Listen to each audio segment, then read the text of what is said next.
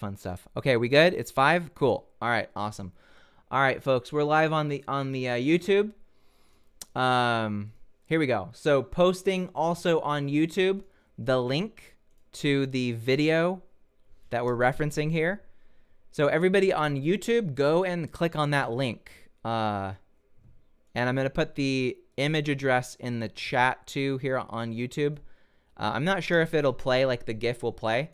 But we're literally, guys, we are literally looking at the origin of the vagus nerve taking over the place of polyvagal theory.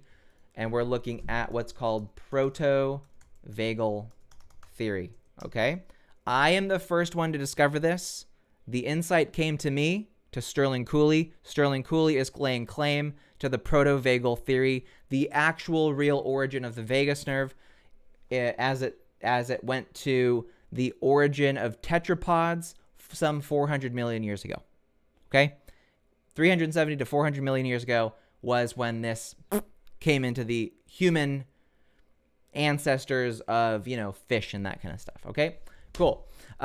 So some reading for you to look at. I'm gonna post some links into the chat so you can see this. I have them here on my computer, and I'm gonna get this stuff here. So if we go to copy the image address, I think some of these things are privated, so I don't think you're going to be able to watch. I have a private document here on my computer, but I don't think I can give away the information here.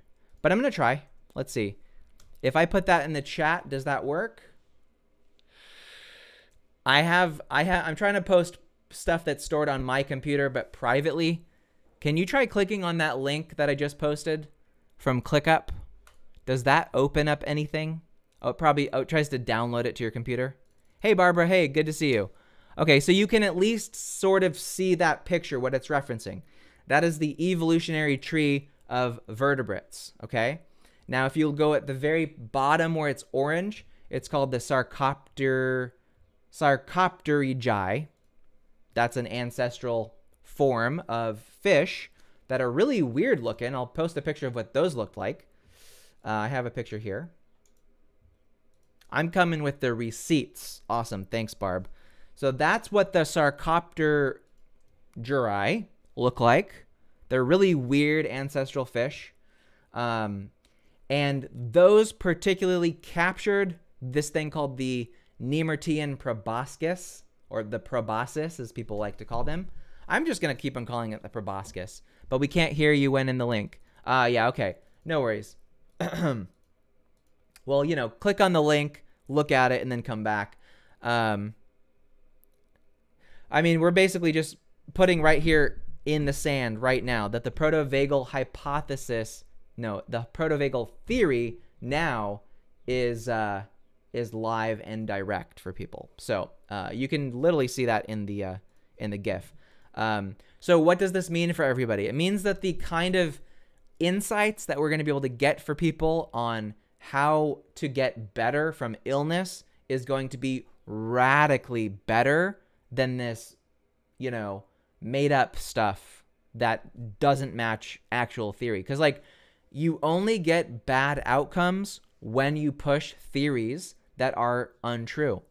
And the more you push untrue theories of how the vagus nerve works, or that there's two versions of it, that there's a dorsal and a ventral vagus nerve, when you push stuff like that, the only people who pay the cost ultimately are the clients, the patients who are getting the therapies based on these theories that don't pass scientific muster.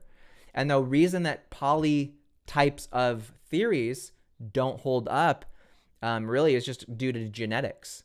And so I said, well, if you were going to redesign a theory to explain the origin, because that's what polyvagal theory does. Polyvagal theory is simply designed to try and explain the origin of the vagus nerve. That's what it's about. And it made some hypotheses and it made some declarations that are falsifiable. And those have been, checked the box. Some of those things, some of the claims of polyvagal theory have been falsified, which means that, an honest purveyor of a theory would go back to the drawing board and say, what did we get wrong here?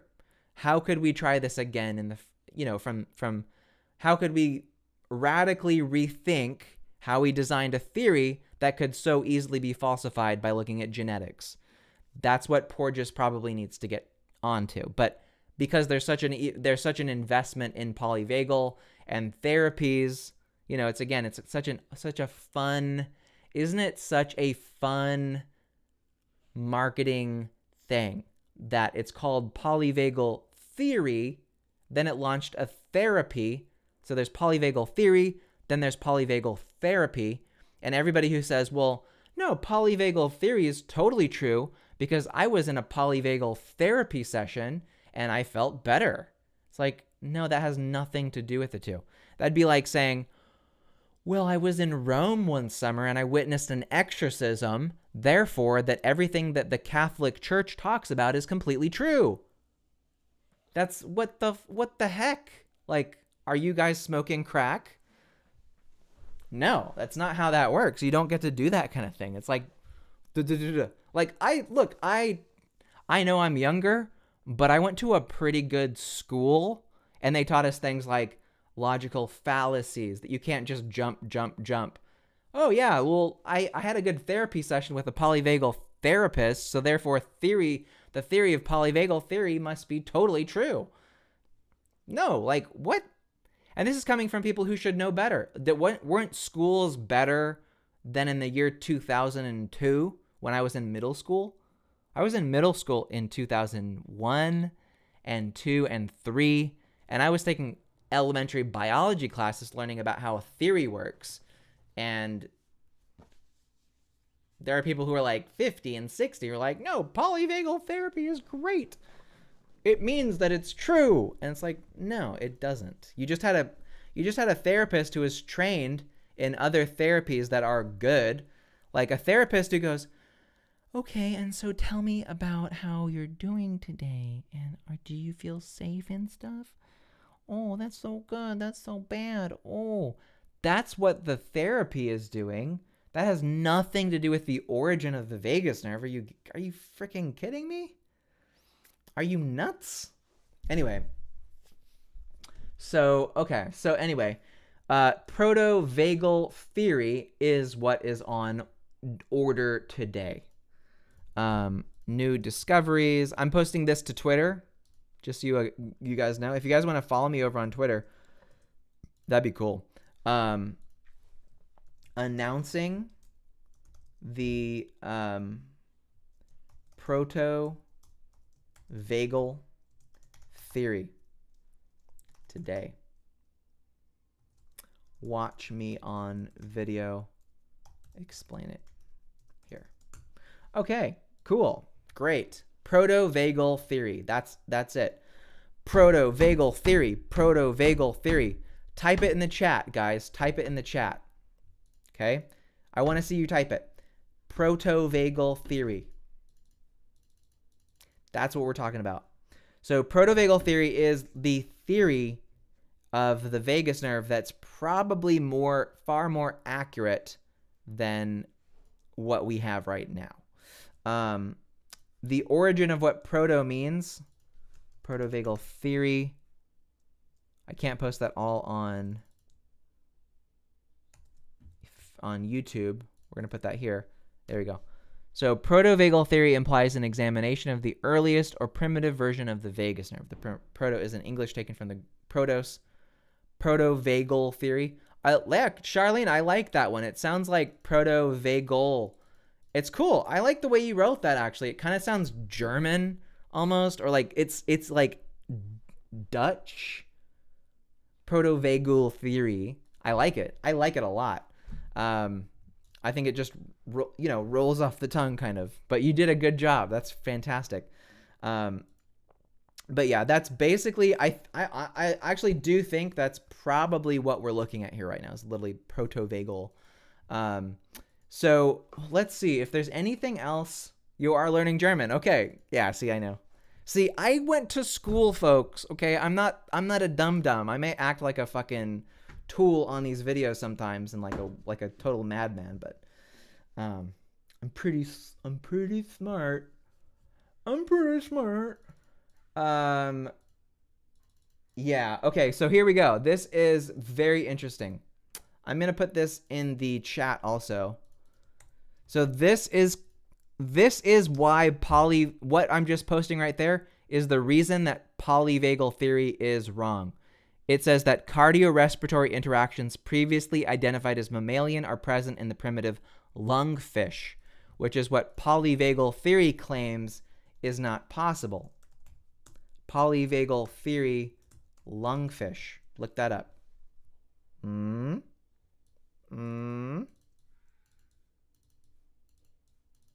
Yeah, so E.W. Taylor wrote about polyvagal theory. Yeah, this is funny. This is so funny. Look at these articles. I mean, God, these articles will totally like fill in the whole blank for you. Look at this. The problem with polyvagal theory. Rip polyvagal theory. Okay? Now, if there's going to be someone on the planet who could come up with an alternative replacement theory that could do a better job than polyvagal theory, that would be me, Sterling Cooley. I've been writing about the vagus nerve for 5.5 years now, and it's been a full-time job. This is not just a 9 to 5 job for me, you guys. This is a 5 a.m. till 9 p.m. type of job. This is a 100-hour per week plus minimum vagus nerve job. I have experience in stimulating human vagus nerves. I have experience in neuroscience, biotechnology, electrical stimulation of the vagus nerve, ultrasound stimulation of the vagus nerve with real human beings. Most of these people typing about the vagus nerve have no such clients that have ever followed any of their advice. Okay? There are people out there giving you advice on how to stimulate your vagus nerve that have never once utilized any type of stimulator, either gammacore, Truvaga, Pulsetto, ultrasound, whatever you want to call it. There's a very small sliver that are actually able to be like, okay, when the vagus nerve is stimulated, this actually happens. This is based on empirical data from human subjects. There are like on one hand, you could list those people. Okay. I am one of those people. Okay. So yeah, I get pissed off when I see, oh yeah, just stimulate your vagus nerve. Go hum, stick your finger down your throat, blah, blah, blah, blah, blah. Right. Thank you, Charlene. You agree? I agree. Yeah. Polyvagal theory needs to get the heck out of the way. You've had so much time to write something else to come up with an explanation for why it doesn't work. You have this paper I'm posting right now from E.W. Taylor is the world's top autonomic researcher in all of history. He has access to the most genetic data, anatomical data. Polyvagal theory states that lungfish couldn't possibly have had a vagus nerve because of their evolutionary history, and then only tetrapods could have a vagus nerve. That's just not true. Lungfish have a vagus nerve, which is polyvagal specifically is like lungfish could not have a vagus nerve. Genetically and anatomically, lungfish do have a vagus nerve. So how does polyvagal theory square that circle? They don't, and they can't. And if anything, when he's been called out on it, he's just been like, meh, na boo boo, I can't hear you. And then he goes, well, my polyvagal therapy is still successful, so I'm still raking in the cash. So screw you. And it doesn't matter if my theory, he's like, oh, the polyvagal theory was just a stepping stone for me to launch my therapy to make more money and not help people, or help people but not. Like, look. Are people helped by exorcisms? Could I argue that the Catholic Church has done a minor bit of good by providing exorcisms to people in spiritual and mental distress? I could probably argue that, yeah, there have been some people who through the theatrics of an exorcism have been helped in some way by Catholicism's theories on demonic possession. Yes. Does that mean that everything about Catholicism is like true, true, true? Like that proves like factually in stone that like everything that Catholicism teaches is also true? No, hell no. What? No. So for someone to be like, well, polyvagal therapy, where I went to a therapist who was polyvagal informed, helped me with my depression, therefore the theory must be true, is exactly the same thing as saying that I was cured by a Catholic priest who gave me an exorcism. Therefore, everything that Catholicism says in the Bible, or whatever the hell, however that works, is true. And you can't fight that because it fixed my depression. I felt like I had demonic possession for a moment, and then I was fixed. That's what polyvagal theory is trying to get away with by this therapy addition, to say, well, the exorcism was successful. Therefore, Catholicism as a whole is unimpeachable now. We can't question polyvagal theory in any way because you had one small therapist who said, I'm polyvagal informed, and they help someone with anxiety and depression and PTSD. And then therefore, apparently all those theories are true, even though the genetics show factually that the hypotheses and the theory of polyvagal theory are completely incorrect. They got it totally wrong. So square that circle for me, okay? So anyway, now where we're at is we can rest easy, folks, in the mix-up that's happened with all this whole polyvagal, rip kind of thing. Rip, rest in peace. Is now we have, I like Charlene's contribution, protovagal theory. I like it. Protovagal theory, just like that. Or you could, to be super rote, protovagal theory is one way to say it. Protovagal theory. I like that one. That's just got some kind of a oomph to it. You know what I'm saying? That's got something magic to it. And I don't know what it quite is. So I really like that, Charlene.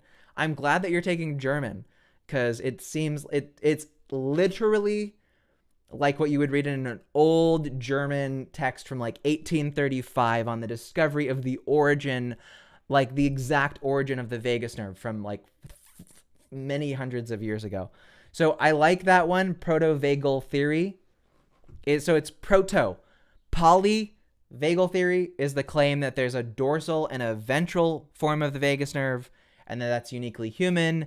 That's not true. That's debunked. Okay? For people watching, sound the alarm, send out the horses, get the frickin' carrier pigeons and the little notes on their feet, spread it out there. Polyvagal theory is completely moot. It's done. It's gone. It's the theory laid out by Stephen Porges in 1994 is debunked, and we now know that there's an alternate theory in town called protovagal theory. Proto, actually talking about the real original origin of the vagus nerve.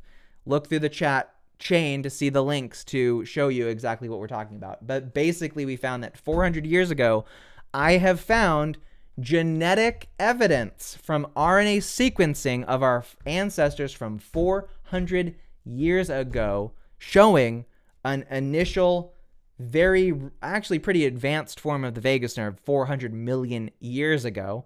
And it's crazy.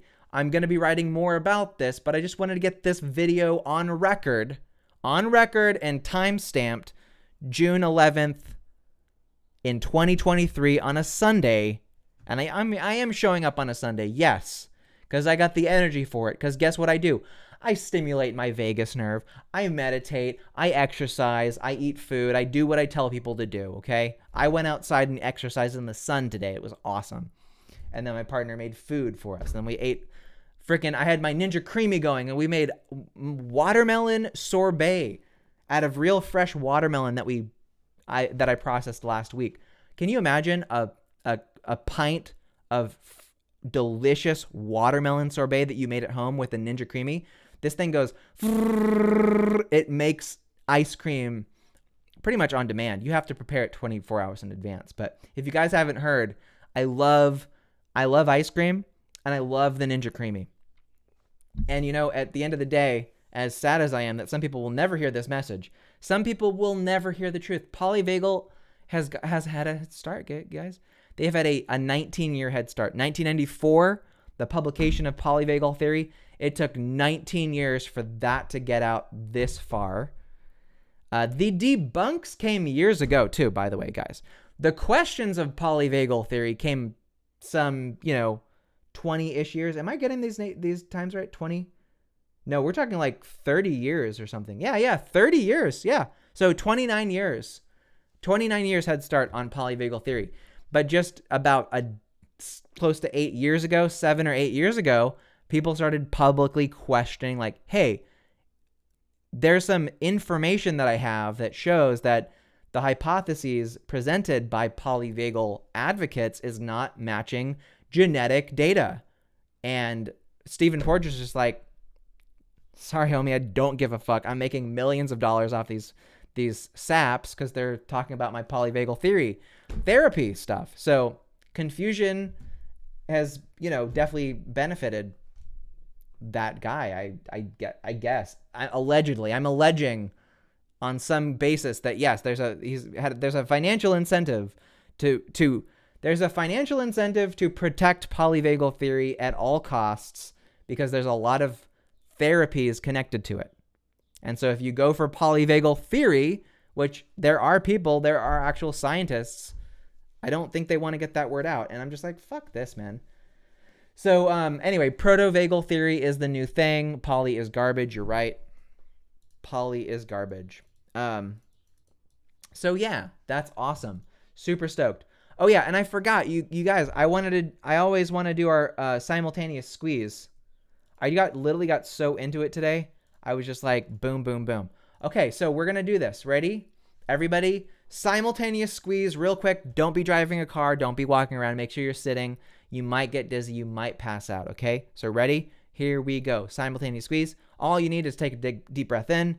At the top, you take a little sip of air, and then you hold it and you squeeze it and you do breath retention, and you're gonna feel dizzy. And you hold that for 5 seconds. And then once you start to feel really dizzy, you slowly exhale either through your nose or through your mouth. And then you go, wow, that was amazing. I feel great. Okay, that's it. Ready? Here we go.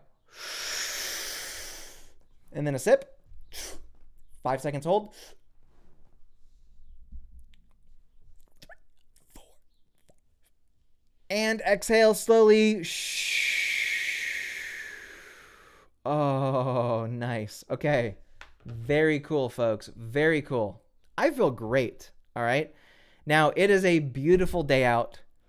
And like I said, this is just to make the announcement that we found the name for the new theory. I was literally thinking, I was like, what is the name for? I mean, I have the theory. The theory was there. I have the research to show it. I have a computer screen right here. I have multiple screens. And I have all this data right here. I've been combing through literally like RNA, recombinant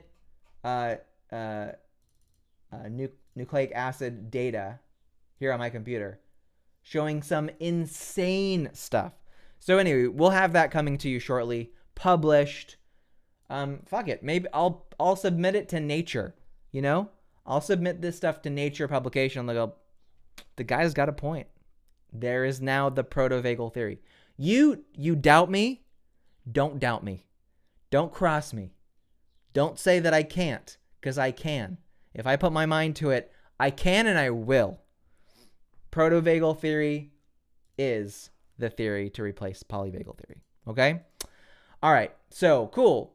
Put a 9 in the chat if you're stoked, if you're excited, if you feel the energy, you feel the passion, you're ready to take the sword of the vagus nerve. Really, and we really want the sword of the vagus nerve of truth, not of BS, right?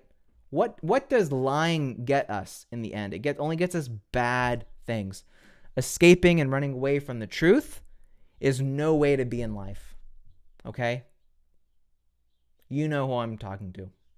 Okay? You know who you are. You know what I'm saying. Okay? Running away from this is not the answer. Face this head on. Okay? The data is there. The data is out there. Check the chat, right? Go search back through the chat if you don't believe me. I've posted plenty of articles about this exact subject. You can go read it yourself. Mainly go read that first one that I posted. Holy shit.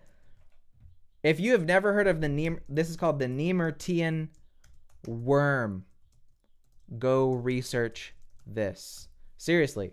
I know it's gruesome twosome, but look at that. Are you guys seeing that in the GIF? Can you literally see that? Has anybody ever shown you that video before? This is an actual living thing, a living being creature. That is the origin of the vagus nerve. And I have genetic data. I have sequencing data of that item, and it matches spot for spot of the human vagus nerve. I shit you not. And I will be presenting this data, but I'm just making this video to just lay a claim on today, Sunday, June 11th. That protovagal theory is here to stay. Okay? Awesome. Thanks guys so much for watching. Shar, you're a legend. You're a beast in the best way. You're a scholar. You're a wizard, and I appreciate you a bunch. Thanks guys so much for watching. We're gonna end it here on YouTube for those folks.